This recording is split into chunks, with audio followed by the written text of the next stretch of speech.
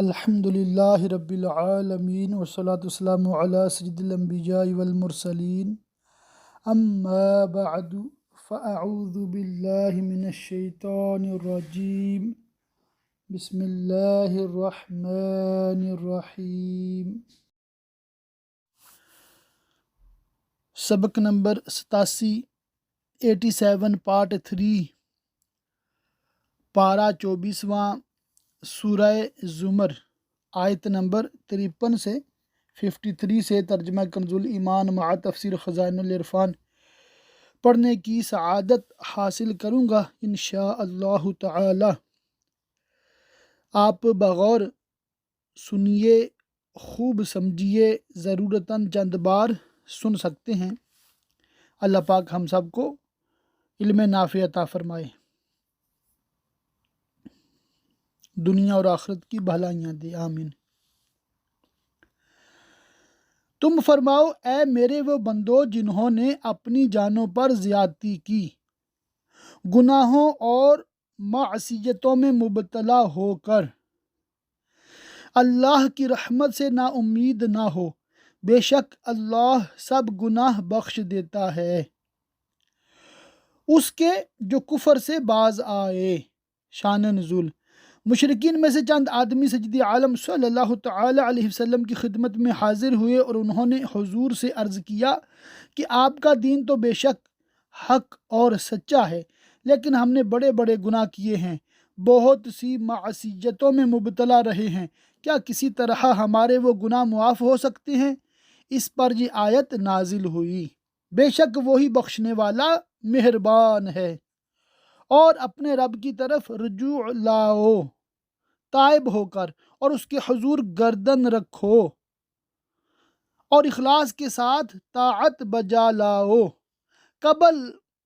اس کے کہ تم پر عذاب آئے پھر تمہاری مدد نہ ہو، اور اس کی پیروی کرو جو اچھی سے اچھی تمہارے رب سے تمہاری طرف اتاری گئی، وہ اللہ کی کتاب قرآن مجید ہے، قبل اس کے کہ عذاب تم پر اچانک آ جائے اور تمہیں خبر نہ ہو۔ تم غفلت میں پڑے رہو، اس لیے چاہیے کہ پہلے سے ہوشیار رہو کہ کہیں کوئی جان یہ نہ کہے کہ ہائے افسوس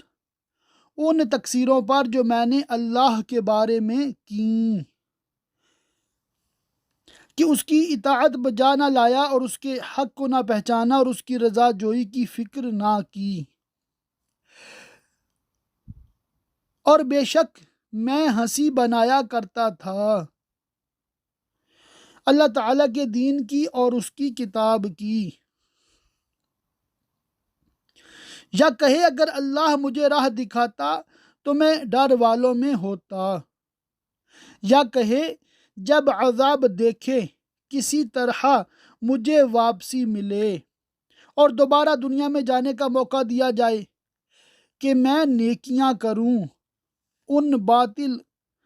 عذروں کا جواب اللہ تعالیٰ کی طرف سے وہ ہے جو اگلی آیات میں ارشاد ہوتا ہے، ہاں کیوں نہیں، بے شک تیرے پاس میری آیتیں آئیں تو نے انہیں جھٹلایا اور تکبر کیا اور تو کافر تھا۔ یعنی تیرے پاس قرآن پاک پہنچا اور حق و باطل کی راہیں واضح کر دی گئی اور تجھے حق و ہدایت اختیار کرنے کی قدرت دی گئی، باوجود اس کے تو نے حق کو چھوڑا اور اس کو قبول کرنے سے تکبر کیا، گمراہی اختیار کی، جو حکم دیا گیا اس کی ضد و مخالفت کی۔ تو اب تیرا یہ کہنا غلط ہے کہ اگر اللہ تعالیٰ مجھے راہ دکھاتا تو میں ڈر والوں میں ہوتا، اور تیرے تمام عذر جھوٹے ہیں۔ اور قیامت کے دن تم دیکھو گے انہیں جنہوں نے اللہ پر جھوٹ باندھا اور شان الہی میں ایسی بات کہی جو اس کے لائق نہیں، اس کے لیے شریک تجویز کیے، اولاد بتائی، اس کی صفات کا انکار کیا۔ اس کا نتیجہ یہ ہے کہ ان کے منہ کالے ہیں، کیا مغرور کا ٹھکانہ جہنم میں نہیں جو براہ تکبر ایمان نہ لائے۔ اور اللہ بچائے گا پرہیزگاروں کو ان کی نجات کی جگہ، انہیں جنت عطا فرمائے گا، نہ انہیں عذاب چھوئے اور نہ انہیں غم ہو۔ اللہ ہر چیز کا پیدا کرنے والا ہے اور وہ ہر چیز کا مختار ہے، اسی کے لیے ہیں آسمانوں اور زمین کی کنجیاں، یعنی خزائن رحمت و رزق و بارش وغیرہ کی کنجیاں اسی کے پاس ہیں، وہی ان کا مالک ہے۔ یہ بھی کہا گیا ہے کہ حضرت عثمان غنی رضی اللہ تعالی عنہ نے سید عالم صلی اللہ تعالی علیہ وسلم سے اس آیت کی تفسیر دریافت کی تو فرمایا کہ مقالید سماوات و ارض، یعنی آسمان اور زمین کی کنجیاں یہ ہیں: لا الہ الا اللہ واللہ اکبر وسبحان اللہ وبحمدہ واستغفر اللہ ولا حول ولا قوة الا باللہ وهو الاول والآخر والظاہر والباطن بجاده الخیر یحیی ویمیت وهو علی کل شیء قدیر۔ مراد یہ ہے کہ ان کلمات میں اللہ تعالیٰ کی توحید و تمجید ہے، یہ آسمان و زمین کی بھلائیوں کی کنجیاں ہیں، جس مومن نے یہ کلمے پڑھے دارین کی بہتری پائے گا۔ اور جنہوں نے اللہ کی آیتوں کا انکار کیا وہی نقصان میں ہیں، تم فرماؤ اے مصطفیٰ صلی اللہ تعالی علیہ وسلم ان کفار قریش سے جو آپ کو اپنے دین یعنی بت پرستی کی طرف بلاتے ہیں، تو کیا اللہ کے سوا دوسرے کے پوجنے کو مجھ سے کہتے ہو اے جاہلو؟ جاہل اس واسطے فرمایا کہ انہیں اتنا بھی معلوم نہیں کہ اللہ تعالیٰ کے سوا اور کوئی مستحق عبادت نہیں، باوجود کہ اس پر قطعی دلیلیں قائم ہیں۔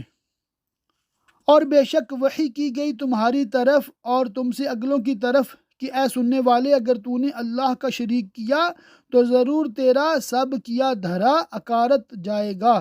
اور ضرور تو ہار میں رہے گا، بلکہ اللہ ہی کی بندگی کر اور شکر والوں سے ہو۔ جو نعمتیں اللہ تعالیٰ نے تجھ کو عطا فرمائیں اس کی اطاعت بجا لا کر ان کی شکر گزاری کر، اور انہوں نے اللہ کی قدر نہ کی جیسا کہ اس کا حق تھا، جبھی تو شرک میں مبتلا ہوئے۔ اگر عظمت الہی سے واقف ہوتے اور اس کا مرتبہ پہچانتے تو ایسا کیوں کرتے؟ اس کے بعد اللہ تعالیٰ کی عظمت و جلال کا بیان ہے۔ اور وہ قیامت کے دن سب زمینوں کو سمیٹ دے گا اور اس کی قدرت سے سب آسمان لپیٹ دیے جائیں گے۔ حدیث بخاری و مسلم میں حضرت ابن عمر رضی اللہ تعالیٰ عنہما سے مروی ہے کہ رسول کریم صلی اللہ تعالی علیہ وسلم نے فرمایا کہ روز قیامت اللہ تعالیٰ آسمانوں کو لپیٹ کر اپنے دست قدرت میں لے گا، پھر فرمائے گا میں ہوں بادشاہ، کہاں ہے جبار، کہاں ہے متکبر، ملک و حکومت کے دعوے دار؟ پھر زمینوں کو لپیٹ کر اپنے دوسرے دستے مبارک میں لے گا اور یہی فرمائے گا، پھر فرمائے گا میں ہوں بادشاہ، کہاں ہے زمین کے بادشاہ؟ اور ان کے شرک سے پاک اور برتر ہے، اور سور پھونکا جائے گا تو بے ہوش ہو جائیں گے۔ یہ پہلے نفخہ کا بیان ہے۔ اس نفخہ سے جو بے ہوشی طاری ہوگی اس کا یہ اثر ہوگا کہ ملائکہ اور زمین والوں میں سے اس وقت جو لوگ زندہ ہوں گے جن پر موت نہ آئی ہوگی وہ اس سے مر جائیں گے، اور جن پر موت وارد ہو چکی پھر اللہ تعالیٰ نے انہیں حیات عنایت کی، وہ اپنی قبروں میں زندہ ہیں، جیسے کہ انبیاء و شہداء۔ ان پر اس نفخہ سے بے ہوشی کسی کیفیت طاری ہوگی، اور جو لوگ قبروں میں مرے پڑے ہیں انہیں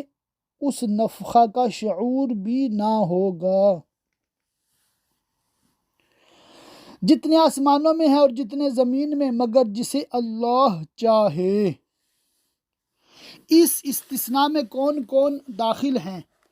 اس میں مفسرین کے بہت اقوال ہیں۔ حضرت ابن عباس رضی اللہ تعالیٰ عنہما نے فرمایا کہ نفخہ صاعق سے تمام آسمان اور زمین والے مر جائیں گے سوائے جبریل و میکائیل، و اسرافیل و ملک الموت کے۔ پھر اللہ تعالیٰ دونوں نفخوں کے درمیان جو 40 برس کی مدت ہے اس میں ان فرشتوں کو بھی موت دے گا۔ دوسرا قول یہ ہے کہ مستثنیٰ شہداء ہیں جن کے لیے قرآن مجید میں بل احیاء آیا ہے۔ حدیث شریف میں بھی ہے کہ وہ شہداء ہیں جو تلواریں حمائل کیے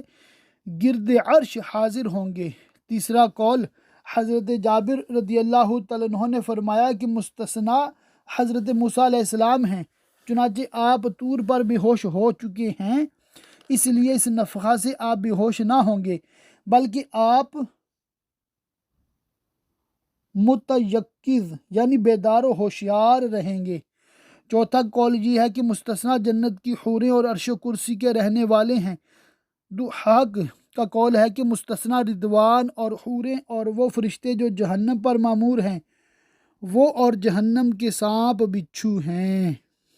پھر وہ دوبارہ پھونکا جائے گا۔ یہ نفخہ ثانیہ ہے جس سے مردے زندہ کیے جائیں گے۔ جبھی وہ دیکھتے ہوئے کھڑے ہو جائیں گے اپنی قبروں سے، اور دیکھتے ہوئے کھڑے ہونے سے یا تو یہ مراد ہے کہ وہ حیرت میں آ کر مبہوت کی طرح ہر طرف نگاہیں اٹھا اٹھا کر دیکھیں گے، یا یہ معنی ہے کہ وہ یہ دیکھتے ہوں گے کہ اب انہیں کیا معاملہ پیش آئے گا،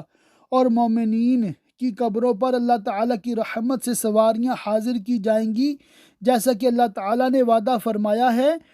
یوم نحشر المتقین الی الرحمن وفدا، اور زمین جگمگا اٹھے گی۔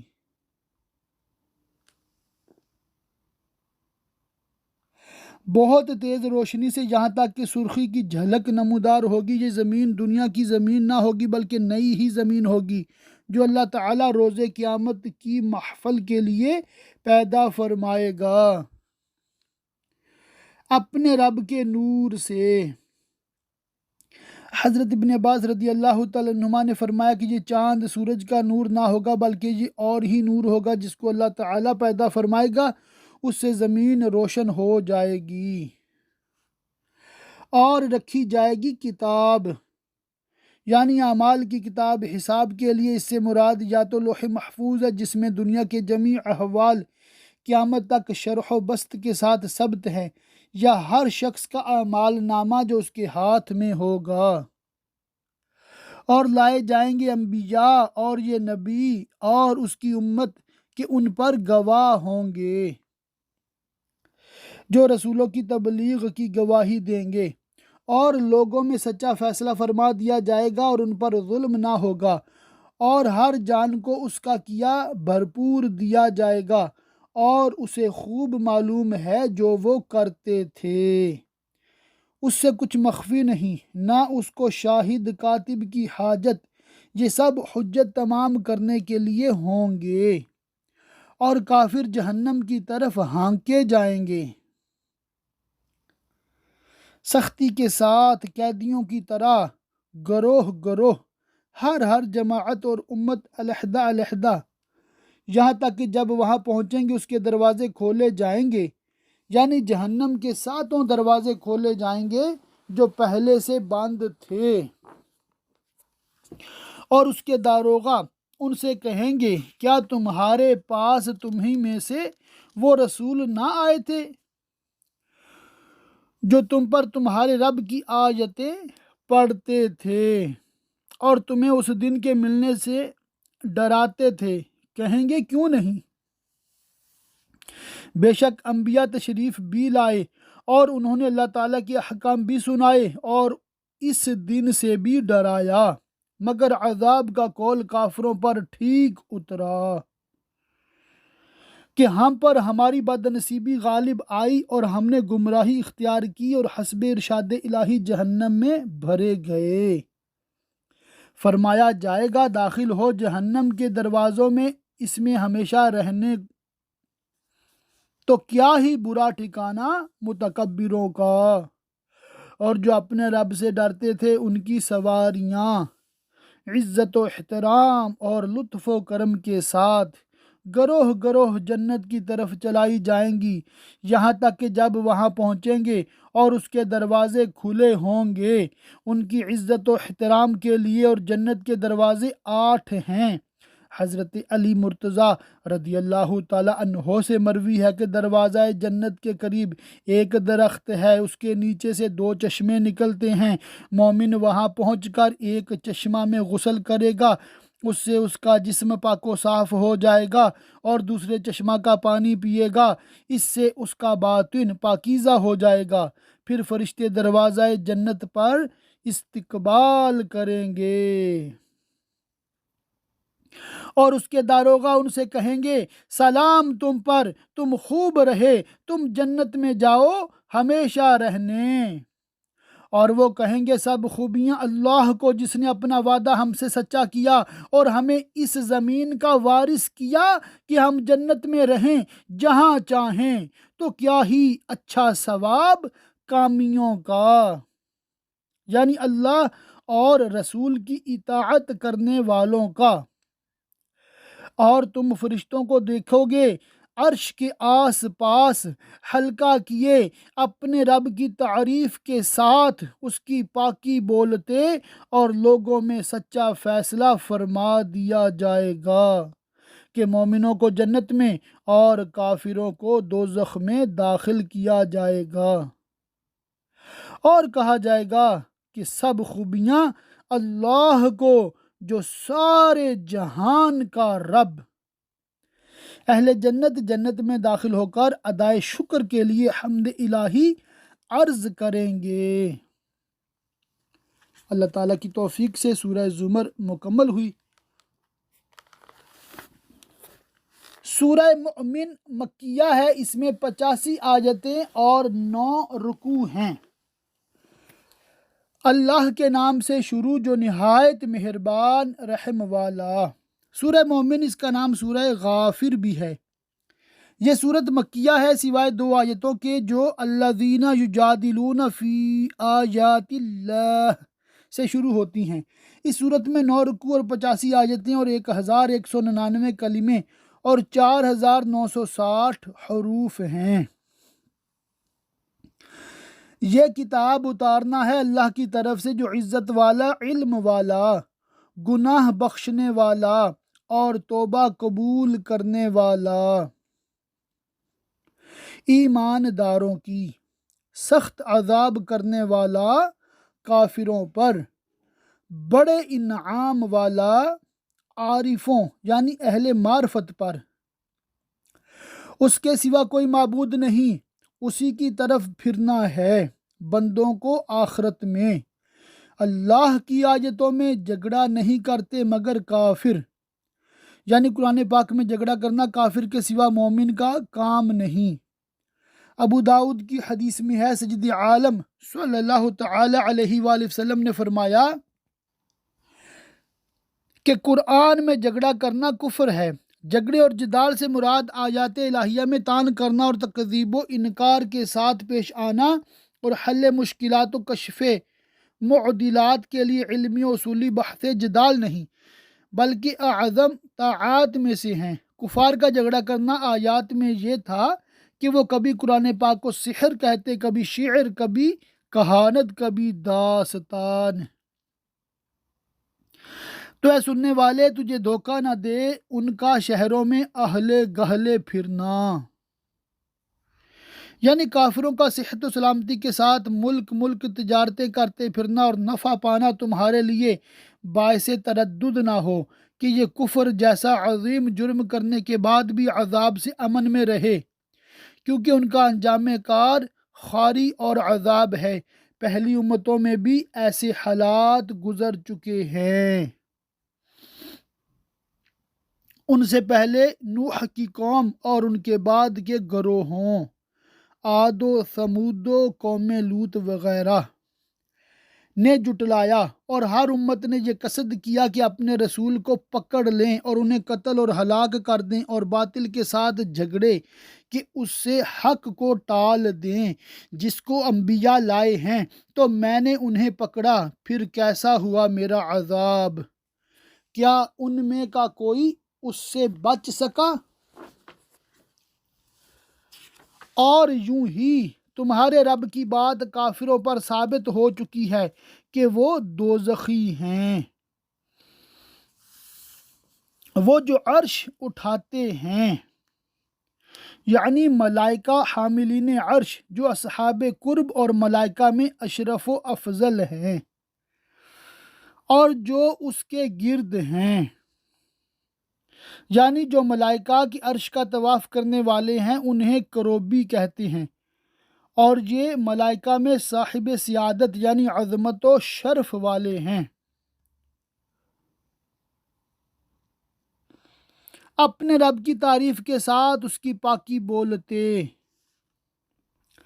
اور سبحان اللہ و بحمدہ کہتے اور اس پر ایمان لاتے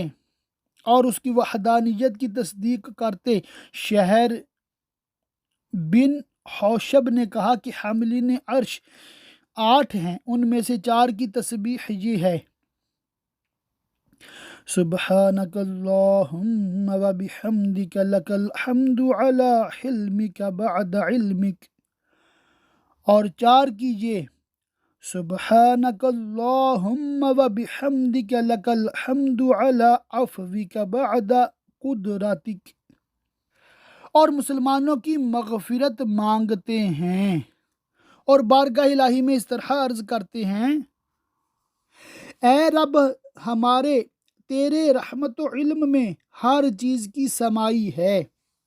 یعنی تیری رحمت اور تیرا علم ہر چیز کو وسیع ہے۔ فائدہ: دعا سے پہلے عرض ثنا سے معلوم ہوا کہ آداب دعا میں سے یہ ہے کہ پہلے اللہ تعالیٰ کی حمد و ثنا کی جائے، پھر مراد عرض کی جائے۔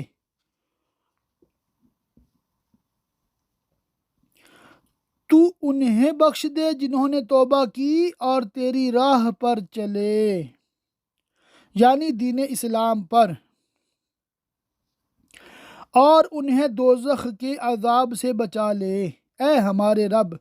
اور انہیں بسنے کے باغوں میں داخل کر جن کا تو نے ان سے وعدہ فرمایا ہے، اور ان کو جو نیک ہوں ان کے باپ دادا اور بیبیوں اور اولاد میں انہیں بھی داخل کر۔ بے شک تو ہی عزت و حکمت والا ہے، اور انہیں گناہوں کی شامت سے بچا لے، اور جسے تو اس دن گناہوں کی شامت سے بچائے تو بے شک تو نے اس پر رحم فرمایا، اور یہی بڑی کامیابی ہے۔ بے شک جنہوں نے کفر کیا ان کو ندا کی جائے گی روز قیامت، جب کہ وہ جہنم میں داخل ہوں گے اور ان کی بدیاں ان پر پیش کی جائیں گی اور وہ عذاب دیکھیں گے تو فرشتے ان سے کہیں گے کہ ضرور تم سے اللہ کی بیزاری اس سے بہت زیادہ ہے، جیسے تم آج اپنی جان سے بیزار ہو، جب کہ تم دنیا میں ایمان کی طرف بلائے جاتے تو تم کفر کرتے۔ کہیں گے اے ہمارے رب، تو نے ہمیں دوبارہ مردہ کیا اور 2 بار زندہ کیا، کیونکہ پہلے نطفہ بے جان تھے، اس موت کے بعد انہیں جان دے کر زندہ کیا، پھر عمر پوری ہونے پر موت دی، پھر بعث کے لیے زندہ کیا۔ اب ہم اپنے گناہوں پر مقر ہوئے تو آگ سے نکلنے کی بھی کوئی راہ ہے؟ اس کا جواب یہ ہوگا کہ تمہارے دوزخ سے نکلنے کی کوئی سبیل نہیں، اور تم جس حال میں ہو، جس عذاب میں مبتلا ہو، اور اس سے رہائی کی کوئی راہ نہیں پا سکتے۔ یہ اس پر ہوا کہ جب ایک اللہ پکارا جاتا تو تم کفر کرتے، یعنی اس عذاب اور اس کے دوام میں خلود یعنی ہمیشہ رہنے کا سبب تمہارا یہ فعل ہے کہ جب توحید الہی کا اعلان ہوتا اور لا الہ الا اللہ کہا جاتا تو تم اس کا انکار کرتے اور کفر اختیار کرتے، اور اس کا شریک ٹھہرایا جاتا تو تم مان لیتے اور اس شرک کی تصدیق کرتے۔ تو حکم اللہ کے لیے ہے جو سب سے بلند بڑا، وہی ہے کہ تمہیں اپنی نشانیاں دکھاتا ہے، یعنی اپنی مصنوعات کی عجائب جو اس کے کمال قدرت پر دلالت کرتی ہیں، مثل ہوا اور بادل اور بجلی وغیرہ کے، اور تمہارے لیے آسمان سے روزی اتارتا ہے می برسا کر، اور نصیحت نہیں مانتا، اور ان نشانیوں سے پند پذیر یعنی نصیحت قبول کرنے والا نہیں ہوتا مگر جو رجوع لائے۔ تمام امور میں اللہ تعالیٰ کی طرف اور شرک سے تائب ہو تو اللہ کی بندگی کرو نیرے اس کے بندے ہو کر، شرک سے کنارہ کش ہو کر، پڑے برا مانے کافر، بلند درجے دینے والا انبیاء اولیاء علماء کو جنت میں، عرش کا مالک ایمان کی جان یعنی وحی ڈالتا ہے اپنے حکم سے اپنے بندوں میں جس پر چاہے، یعنی اپنے بندوں میں سے جس کو چاہتا ہے منصب نبوت عطا فرماتا ہے، اور جس کو نبی بناتا ہے اس کا کام ہوتا ہے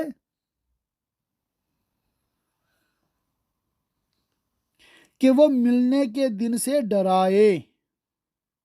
یعنی خلق خدا کو روز قیامت کا خوف دلائے جس دن اہل آسمان اور اہل زمین اور اولین و آخرین ملیں گے، اور روحیں جسموں سے اور ہر عمل کرنے والا اپنے عمل سے ملے گا، جس دن وہ بالکل ظاہر ہو جائیں گے قبروں سے نکل کر، اور کوئی عمارت یا پہاڑ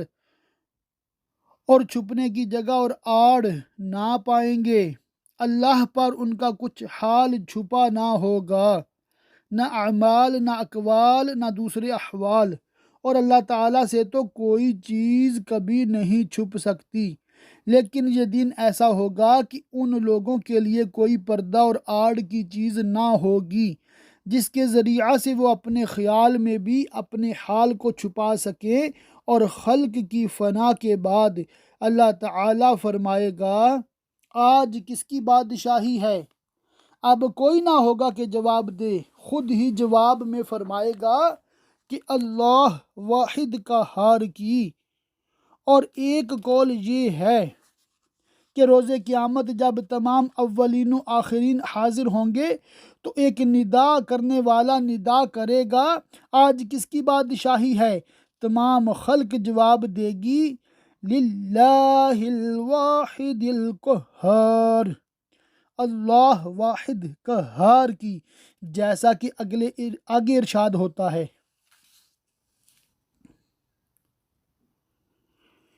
ایک اللہ سب پر غالب کی۔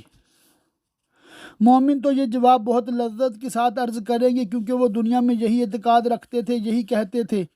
اور اسی کی بدولت انہیں مرتبے ملے، اور کفار ذلت و ندامت کے ساتھ اس کا اقرار کریں گے اور دنیا میں اپنے منکر رہنے پر شرمندہ ہوں گے۔ آج ہر جان اپنے کیے کا بدلہ پائے گی، نیک اپنی نیکی کا اور بد اپنی بدی کا، آج کسی پر زیادتی نہیں، بے شک اللہ جلد حساب لینے والا ہے، اور انہیں ڈراؤ اس نزدیک آنے والی آفت کے دن سے، اس سے روز قیامت مراد ہے، جب دل گلوں کے پاس آ جائیں گے شدت خوف سے، نہ باہر ہی نکل سکے نہ اندر ہی اپنی جگہ واپس جا سکیں، غم میں بھرے، اور ظالموں کا نہ کوئی دوست نہ کوئی سفارشی جس کا کہا مانا جائے، یعنی کافر شفاعت سے محروم ہوں گے۔ اللہ جانتا ہے چوری چھپے کی نگاہ، یعنی نگاہوں کی خیانت اور چوری، نامحرم کو دیکھنا اور ممنوعات پر نظر ڈالنا، اور جو کچھ سینوں میں چھپا ہے یعنی دلوں کے راز، سب چیزیں اللہ تعالیٰ کے علم میں ہیں، اور اللہ سچا فیصلہ فرماتا ہے، اور اس کے سوا جن کو یعنی جن بتوں کو جو مشرکین پوجتے ہیں وہ کچھ فیصلہ نہیں کرتے، کیونکہ نہ وہ علم رکھتے ہیں نہ قدرت، تو ان کی عبادت کرنا اور انہیں خدا کا شریک ٹھہرانا بہت ہی کھلا باطل ہے۔ بے شک اللہ ہی سنتا دیکھتا ہے اپنی مخلوق کی اقوال و افعال اور جملہ احوال کو۔ اللہ پاک کی بارگاہ میں دعا ہے کہ اللہ پاک ہمیں خوب علم دین سیکھنے، سمجھنے، یاد رکھنے، عمل کرنے اور دوسروں تک پہنچاتے رہنے کی توفیق رفیق مرحمت فرمائے، آمین بجاہ النبی الامین وصلی اللہ تعالی علیہ وآلہ وصحبہ وبارک وسلم۔